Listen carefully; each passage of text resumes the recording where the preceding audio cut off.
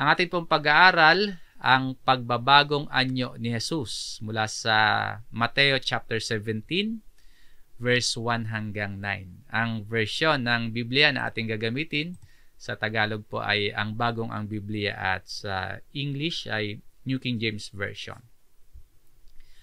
Ang layunin ng ating aralin ay mas makita pa natin at mahayag sa atin ang kaluwalhatian ng Panginoong Hesus at kasabay po ang patuloy na panawagan sa atin na magkaroon tayo ng banal na takot sa Panginoon. Sa tagpong ating pag-aaralan, ang tatlong alagad ni Jesus, sina Pedro, si Santiago at Juan, nasaksihan nila ang kaluwalhatian ni Jesus bilang ang anak ng Diyos na puspos ng kadakilaan. Isang pangyayari kung saan nasulyapan ng ilang mga alagad ni Jesus ang kanyang kaluwalhatian bilang Diyos. Mga kapatid, sa ating pang-araw-araw na buhay, marami sa atin ang pamilyar sa pangalang Jesus. Na kilala natin siya bilang mahusay na guro, tagapagpagaling, nagbibigay ng kapahingahan at marami pang mga katangian. Pero ngunit minsan po, dahil sa sobrang pamilyar na tayo sa ating Panginoon, nakakalimutan naman natin kung sino ba talaga si Jesus sa kanyang kabuuan. Nakakalimutan natin yung tunay niyang kalagayan bilang isang banal, isang maluwalhati, anak ng Diyos na dapat pakinggan, dapat sundin at igalang dahil sa kanyang katangiang pagka-Diyos at kadakilaan bilang ating Panginoon at tagapagligtas. So, mga talata po na ating pag-aaralan ngayon ay hinihimok tayo na magkaroon ng pusong may banal na takot at pagsunod kay Jesus. Nawa po masilayan din natin ang liwanag ng kaluwalhatian ng Panginoon at maunawaan natin ang mensahe ng bahagi ng sulat na ito ni Mateo na magpatuloy tayo sa pananampalataya sa pagtitiwala at pagpapasakop kay Jesus. Sa verse 1, pagkaraan ng 6 na araw dito kay Mateo at maging sa sulat or aklat ni Marcos, nagbigay sila ng eksaktong pagitan ng araw. Sabi dito, after 6 days. Pero kung babasahin po natin yung sulat naman ni Lucas, kaparehong tagpo po, kaparehong pangyayari, ang sabi doon, pagkaraan ng 8 araw. Gumamit po kasi si Lucas ng round numbers o kaya approximate dating. Kumbaga, ibang style niya sa pagsasalaysay ang ginamit para maiugnay yung pangyayari na nandito mula doon sa naunang mga tagpo. Konektado po kasi ito sa naunang pangyayari sa chapter 16. Sa chapter 16, ipinahayag ni Jesus sa kanyang mga alagad yung nalalapit na pagdurusa, nalalapit na kamatayan at muling pagkabuhay ni Jesus. Matapos sabihin lahat yan ng Panginoon, matapos niyang ikwento sa kanyang mga alagad yung mga mangyayari sa kanya, makalipas yung halos 1 linggo o pagkaraan ng 6 na araw, ito na yung kasunod. Isinama ni Jesus sina Pedro, Santiago at si Juan na kanyang kapatid.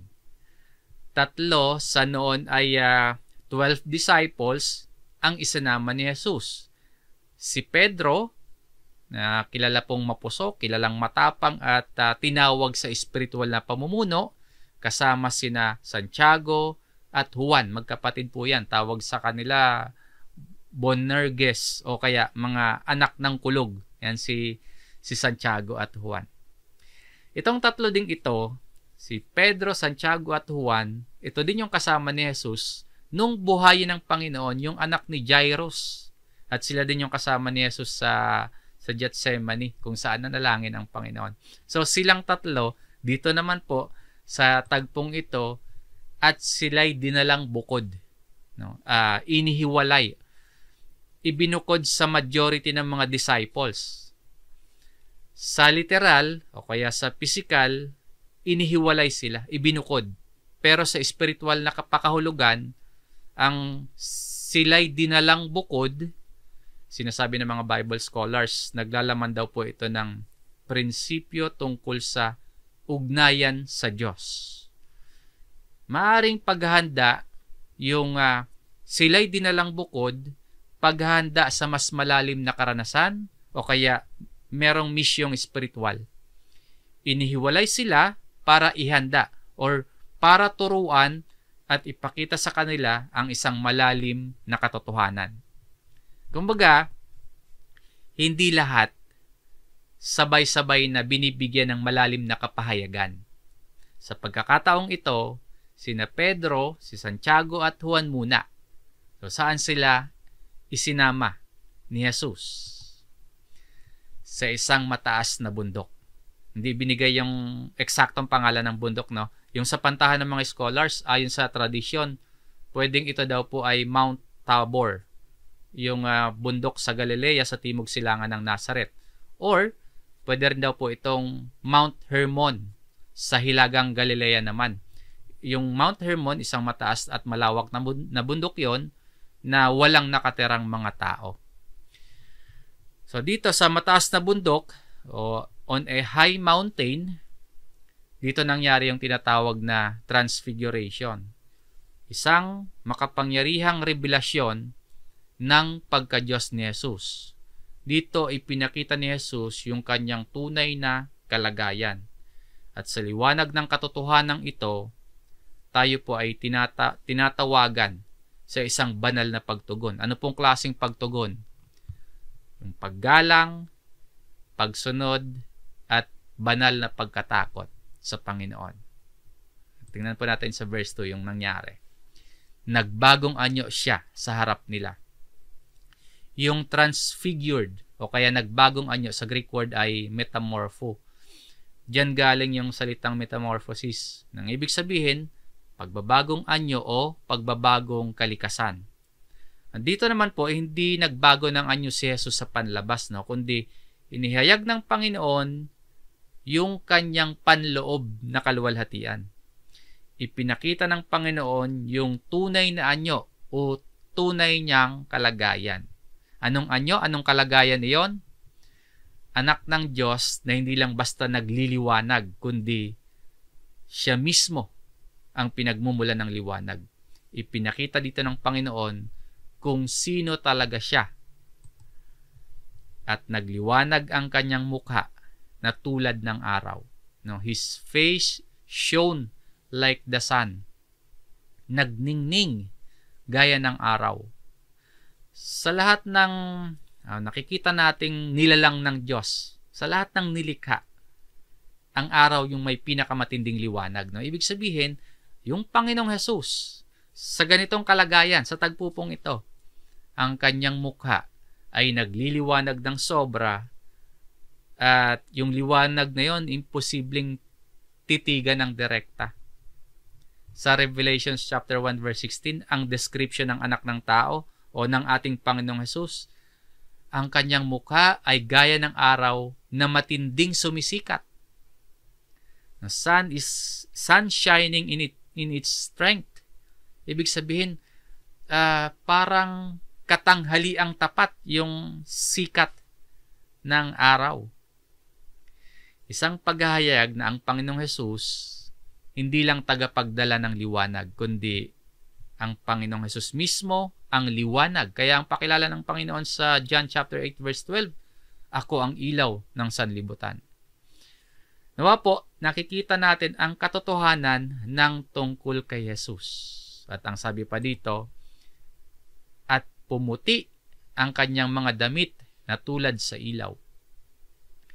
Yung puting damit para sa kulturang Hudyo, sagisag yan ng kabanalan, sagisag yan ng kadalisayan.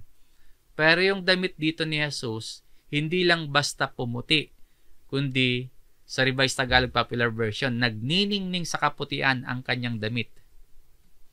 So grabing kaputian niya, no? Kung kaya nating paputiin ng husto, yung ating puting damit, higit pa doon sa sinasabi ditong, and his clothes became as white as the light. Ang sinasabi ni Marcos sa chapter 9 verse 3, parehong tagpo na walang sino man sa lupa ang makakapagpaputi ng gayon.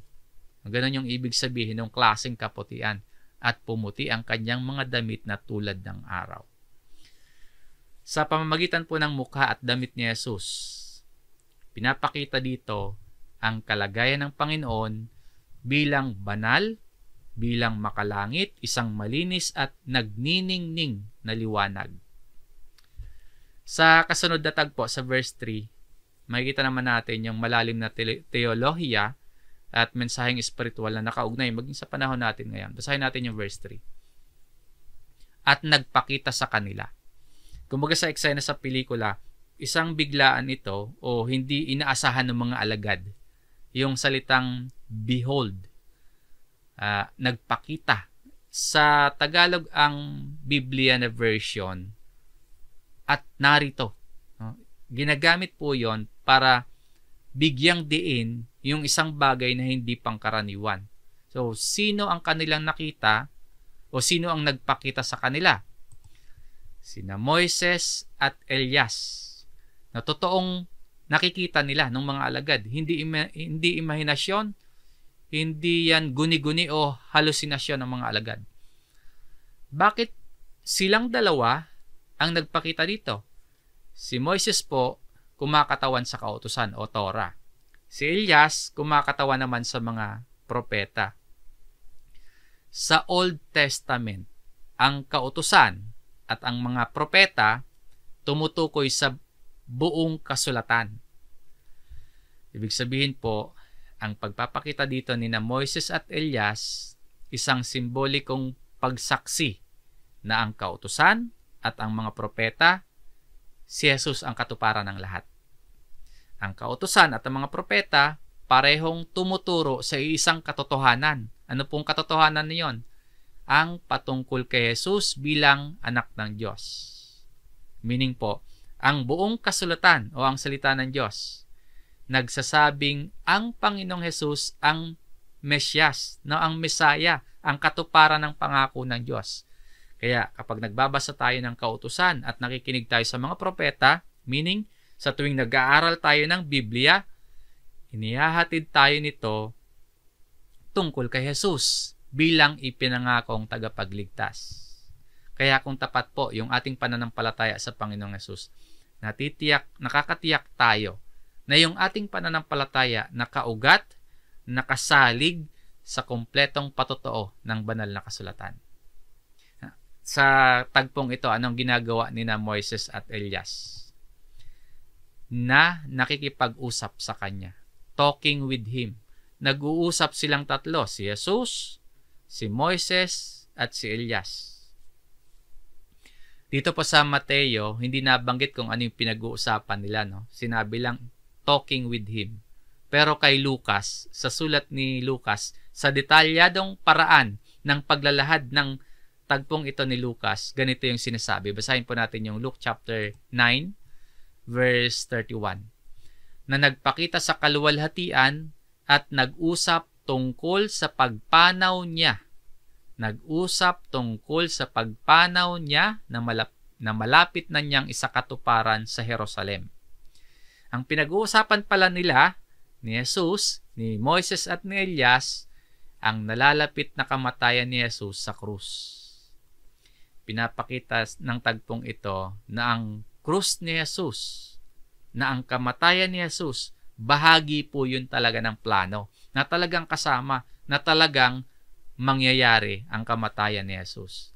Isa sa katuparan ito ng Panginoon. So, sina Moises at Elias, kumakatawan sa kautusan at kumakatawan sa mga propeta, sila ang nagpapatotoo na ang sakripisyo ni Jesus sa Jerusalem, ito ang katuparan ng buong kasulatan. Muli po, ang pagpapakita dito ni na Moises at Elias, isang pahayag na si Jesus ang kaganapan ng kasulatan. Pinatototohanan dito na walang ibang hihintayin, na ang lahat ng propesiya sa kasulatan nagtuturo kay Jesus bilang sentro ng kaligtasan. Ang spiritual na aplikasyon nito sa atin, maring ganito po, yung buong Biblia, ang ituturo at ang ipinapahayag sa atin ng buong Biblia ay tungkol kay Jesus. Ang krus naman ni Jesus, hindi yun pagkabigo. Yung krus ni Jesus, tagumpay yon ng pangako at kaligtasan sa pamamagitan ng pagsasakripisyo ng Panginoon alang-alang sa atin. Yung mga alagad, isinama sila ni Jesus sa bundok para makita ang katotohanan ng kadakilaan at nagniningning na kaluwalhatian ni Jesus. Sa kasunod na talata, nasaksihan yun ng mga alagad eh. So, nag-react si Peter, nagsalita si Pedro at ipinahiwatig niya yung kanyang tugon sa kanyang nakita. Yung reaksyon na ito ni Apostol Pedro, matuto tayo ng mga aral kung paano naman tayo tutugon kapag nakita natin ang kaluwalhatian ng Panginoon. Basahin natin yung verse 4. Sinabi ni Pedro kay Jesus, Then Peter answered and said to Jesus. Peter answered. Wala namang nagtatanong kay Pedro, so itong reaction dito ni Apostle Peter, maring nabigla siya. O kaya naguluhan siya sa nakita niya. Nakita niya si Jesus nagliliwanag. Nakita niya si Moises. Nakita niya si Elias. Si Pedro bilang padalos-dalos, mapusok, maring ang sinasabi niya dito, isang pagkabigla dahil sa kanyang nakikita. Sabi ni Pedro, Panginoon, mabuti na tayo ay naririto. Lord, it is good for us to be here. Para kay Peter, isa itong karanasang mabuti at pagpapahayag niya ng kagustuhang manatili sa ganyang sitwasyon. Para bang gusto niyang i-preserve yung sitwasyon nila. Tama naman siya na mabuti yung nasa presensya ng Panginoon, pero nagkakamali siya sa hangaring manatili na lang sila diyan sa taas ng bundok. Para din sa panahon natin ngayon, no, kapag tayo nakakaramdam ng spiritual highs, yun bang ang init-init natin sa Panginoon kasi galing tayo halimbawa sa Bible camp, para bang ayaw na nating umalis doon o kaya ayaw na nating matapos yung mga activity doon na nakakalimutan natin yung dapat nating haraping misyon pagkatapos ng mga ganong gawain. Dito po sa karanasan ng mga apostol, yung presensya ng Panginoon hindi lamang dito sa nasa taas sila ng bundok, kundi para ihanda sila sa pagbaba, kung saan may gagawin sila sa pagbaba. Sabi pa dito ni Apostol Pedro, kung ibig mo, gagawa ako rito ng 3 tolda. Isa sa iyo, isa kay Moises, at isa kay Elias. Bagamat mukhang maganda yung alok ni Pedro, pero may bahid po ito ng maling pag-unawa sa kanyang nakikita. Matapos masaksihan ni Pedro yung pagbabagong anyo ni Jesus at ang pagpapakita ni na Moises at Elias, nagsalita siya dala ng maaring matinding emosyon, maaring masaya siya o yung naaaliw siya sa presensya ng Panginoon at sa nakikita niya, nag-suggest siya na magtayo ng 3 tolda. Nagpapahiwatig nga na gusto niyang pahabain yung karanasan niya o kaya parang ipagdiwang ang nararanasan niya sa isang makalumang paraan. Maganda yung mungkahi niya, pero nagkulang nga sa pag-unawa. Tapos inilagay pa niya sa parehong antas. Ipinantay niya si Jesus, kina Moises, at kina Elias. Mabuti yung intensyon, pero hindi lubos na nauunawaan kung sino talaga si Jesus. Ito pong talata pong ito, nagpapakita na hindi lang puso ni Apostol Pedro, kundi maging yung kalagayan din ng puso natin. Madalas kasi, sa damdamin, mainit din tayo sa presensya ng Panginoon. Pero sa damdamin lang. Kulang sa lalim ng pagkaunawa. So ngayon po, tinuturuan tayo ng salita ng Diyos na huwag tayong manatili sa emosyon lamang, kundi lumalim din tayo sa pagkaunawa. Huwag nating ipantay si Jesus sa iba. Tulad ni Pedro, ipinantay niya si Jesus kina Moises at Elias. Huwag nating ipantay si Jesus sa mga, halimbawa, santo, o mga banal na mga tao, o kaya yung mga sinasabing mapaghimalang mga bagay, o kaya mga okasyon na pangsimbahan. Huwag nating ipapantay doon si Jesus. Kasi si Jesus ang maluwalhati. Si Jesus ang anak ng Diyos. huwag tayong tumigil sa bundok ng karanasan. No? Kapag nakikita natin ang kaluwalhatian ng Panginoon, huwag tayong tumigil doon. Bumaba tayo dala yung liwanag ng kanyang kaluwalhatian. At sa susunod na talata, habang nagsasalita si Pedro, nagsasalita siya ng may maaring mabuting at magandang intensyon pero kulang sa pagkaunawa. Habang nagsasalita si Pedro, makikita natin na yung amang Diyos mismo, itutuwid niya si Pedro. Sa verse 5, samantalang nagsasalita pa siya. Nagsasalita pa si Apostol Pedro. Sa gitna ng mataas na emosyon at suggestion ni Pedro, ang Ama ay nagsalita para paalalahanan at para ituwid si Pedro tungkol sa kalagayan ni Jesus. Biglang naliliman sila ng isang maliwanag na ulap. Nagsasuggest pa si Pedro Nagagawa siya ng tolda. Ito na yung nangyari. Naliliman sila ng ulap. Sa Old Testament po, yung ulap o cloud, ginagamit na simbolo yan ng presensya ng Diyos. Pero dito, ulap na maliwanag yung lumilim sa kanila. Isang maliwanag, isang bright cloud. Isang maningning na pagpapakita o maningning na presensya ng Diyos Ama. So, ganun yung tagpo dito, no? And suddenly, sabi po, at may isang tinig mula sa ulap na nagsasabi. Tinig ng Amang Diyos ito.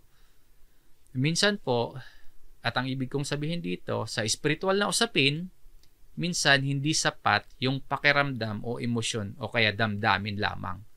Ang kailangan mismo ay ang salita ng Diyos para maging malinaw yung pagkaunawa natin kung sino si Jesus. Ang salita ng Diyos ang dapat nating paniwalaan, hindi lang yung damdamin natin, no? Hindi lang opinyon ng tao kaya tradisyon. Kung ang Diyos ang nagsasalita, dapat tayong makinig. Ano po ang sinasabi dito ng Ama? Ito ang minamahal kong anak. This is my beloved Son. May natatanging relasyon si Jesus sa Amang Diyos. No, hindi lang siya isinugo para mangaral. Hindi lang isang magaling na guro o propeta lamang si Jesus, kundi minamahal na anak. Isang deklarasyon ng Ama na si Jesus ang minamahal na anak ng Diyos. Hindi si Moises, hindi si Elias, kundi si Jesus. At sabi pa dito, sa Kanya ako'y lubos na nalulugod, in whom I am well pleased. Yung Ama, lubos o kaya ganap na nalulugod kay Jesus. Walang kulang, lubos na nalulugod. Sa buhay ni Jesus na hindi nagkasala, sa pagsunod sa kalooban ng Ama at sa pagtupad sa misyon ni Jesus, nalulugod talaga ang Diyos sa Panginoon. Kaya tanging sa pamamagitan lamang ni Jesus, tayo din po ay nagiging or magiging kalugod-lugod sa Ama. Hindi dahil sa gawa natin, hindi dahil sa kung sino tayo, kundi sa pananampalataya natin sa anak na kinalulugdan ng Ama, ang ating Panginoong Hesus. At sa pagpapatuloy ng Diyos, makinig kayo sa Kanya. Hear Him. Isa po itong tuwirang utos mula sa Diyos Ama na si Jesus ang pakinggan. Hindi si Moises. Si Moises sagisag ng kautusan. So, hindi si Moises, hindi ang kautusan. Hindi rin si Elias na simbolo ng mga propeta. So, hindi si Elias, hindi ang mga propeta, kundi si Jesus lamang ang pakinggan. Kumbaga, para bang sinasabi sa atin dito, ang kautusan at ang mga propeta nagtapos lahat kay Jesus. Si Jesus ang katuparan. Sa pamamagitan ni Jesus, nagsasalita ngayon ang Ama. Kung ang Diyos Ama mismo ang nagsasabing makinig tayo kay Jesus, ganun na nga po dapat. Ang tinig ng Diyos mula sa maliwanag na ulap, ito po ay makapangyarihang pagpapatotoo na si Jesus lamang ang tunay na anak ng Diyos, minamahal, kalugod-lugod sa Ama, na dapat nating pakinggan. Pakinggan si Jesus. Huwag nating hayaang yung masamang impluwensya ng sanlibutan, yung magsilbing gabay sa buhay natin. Huwag yung nating hayaan na ang papakinggan natin ay masamang katuruan ng sanlibutan, yung magiging gabay natin at pinapakinggan sa buhay. Ang dapat nating pakinggan, si Jesus. Kaya po, magbasa lagi tayo ng Biblia at ipamuhay natin ang ating mga natututunan. At sa kasunod na verse, ito yung reaksyon ng mga alagad. Verse 6. Nang marinig ito ng mga alagad, muli ang narinig nila, tinig mismo ng Ama. Isang makapangyarihang boses, isang makapangyarihang tinig yung kanilang narinig. At ito po yung nagpabago sa plano o sa suggestion o kaya sa mungkahi ni Pedro na magtayo sila ng tolda. Ang ganda ng tagpo dito kasi hindi lang nakita ng tatlong alagad yung kaluwalhatian ni Jesus, kundi narinig pa nila yung tinig, yung pagsasalita ng Amang Diyos. At tulad po sa mga alagad, ang pakikinig sa tinig ng Diyos, hindi lang dapat sa emosyon, kundi dapat nagre-resulta ito ng ating paggalang, ng ating pagsunod, ng ating pagtalima sa kalooban ng Diyos. No? And when the disciples heard it, sabi dito, napasubsob sila. They fell on their faces. Sa ibang salin ng napasubsob, nagpatira pa. Sa kulturang Hudyo po, itong napasubsob o nagpatira pa sila ay isang anyo ng mataas na pagsamba. Yung mga alagad, nakitaan natin dito ng pagpapakumbaba. Sa narinig nila, hindi sila nagtanong. Hindi sila nagsalita eh. Sila po ay napasubsob dahil sa presensya ng Ama. Paalala po sa atin na minsan masyado tayong nagiging komportable sa presensya ng Diyos Ama.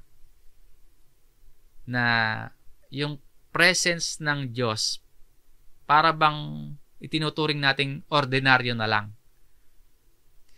Pansinin po ninyo minsan sa solong pananalangin ninyo, paano kayo manalangin? Hindi natin sinasabing mapasubsob din tayo na literal, kundi dapat nananatili po yung paggalang, nananatili po yung banal na takot natin. Kasi minsan sa prayer natin, para bang basta magawa lang. No? Ganon din po sa pagbabasa ng Biblia, para bang basta magawa na lang, para lang matapos na lang. Ang isa pang reaksyon ng mga alagad, tingnan po sa presensya ng Diyos. At sinidla ng malaking takot. And were greatly afraid. Sa Greek word po ng malaking takot, phobio. Isang malalim na pagkatakot sa harap ng makapangyarihang Diyos. Ngayon, sa pagkatakot ng mga alagad, may ginawa si Jesus. Basahin natin yung verse 7. Ngunit, nilapitan sila ni Jesus. But Jesus came. Ang Panginoong Jesus, hindi lamang Diyos na maluwalhati, kundi Diyos na lumalapit sa tao. Makikita natin dito ang larawan ng pagpapakumbaba at pagmamalasakit ni Jesus. Lumapit ang Panginoon sa kanila at hinawakan and touched them. Hindi lang lumapit, hinawakan pa sila ng Panginoon. Yung pagkilos na ito ni Jesus, isang personal, isang mapagmalasakit na pagkilos. Hinawakan niya yung mga alagad para pawiin yung takot. Sa panahon po ng ating physical, ng ating spiritual na takot at panghihina, ang kailangan natin ay ang paglapit at ang paghawak sa atin ni Jesus. Sa kasunod, dito sa tagpong ating pinag-aaralan na nagsasabi, bumangon kayo at huwag kayong matakot. Yung kahabagan ni Jesus na nakikita natin sa talatang ito. Arise. Bumangon. Isang paanyaya na sa gitna ng takot, yung takot sa presensya ng Diyos, no? Takot sa pagsunod ng Diyos, ang paanyaya dito, makinig tayo kay Jesus, bumangon kayo and do not be afraid. Yung presensya ng Diyos ay hindi para katakutan. Hindi para magkaroon tayo ng maling pagkatakot, kundi ang presensya ng Diyos para palakasin tayo, para ibangon tayo at turuan tayo sa pagsunod na may lakas ng loob.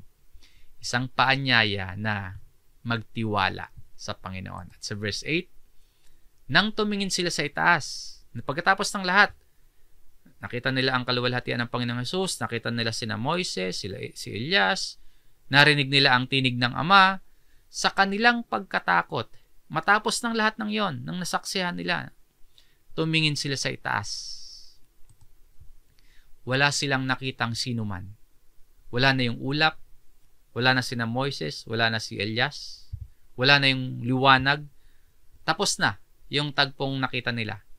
Bumalik na sa normal yung sitwasyon. They saw no one. At ito po yung pinaka-highlight ng verse na ito. Maliban kay Jesus. But Jesus only. Only Jesus. Sa panahon ng tagumpay o saya, si Jesus lamang. Sa pakiramdam ng takot at pagsubok at panghihina, Jesus only. Sa dulo ng bawat yugto ng pangyayari sa ating buhay at dulo ng ating buhay, si Jesus lamang. Para sa tatlong alagad, matapos yung lahat, yung tagpo sa pangyayari sa kanila, yung liwanag, matapos yung ulap, yung boses, matapos ang lahat, ang nasa harap nila at ang nakikita na lamang nila ay si Jesus. Ang tunay na pananampalataya, nakatuon lamang kay Jesus. Ito po yung pinakamahalagang pagtatapos sa kwento ng pagbabagong anyo ni Jesus. Ang pagkilala na si Jesus lamang ang kailangan. No? But Jesus only. At sa panghuling talata na ating tatalakayin sa ating aralin ngayon, ang tagubilin ni Jesus para sa mga alagad na kasama niya dito. Pagtuturo na may tamang panahon ng paghahayag ng mga bagay na mula sa Diyos. Basahin natin itong verse 9. Nang pababa na sila sa bundok. Tapos na yung karanasan nila, yung tatlong alagad. Pabalik na sila sa dati nilang sitwasyon. Matapos mahayag sa kanila ang kaluwalhatian ni Jesus, pabalik na sila sa kanilang realidad. Ngayon, pababa sila, may bilin or may utos sa kanila si Jesus.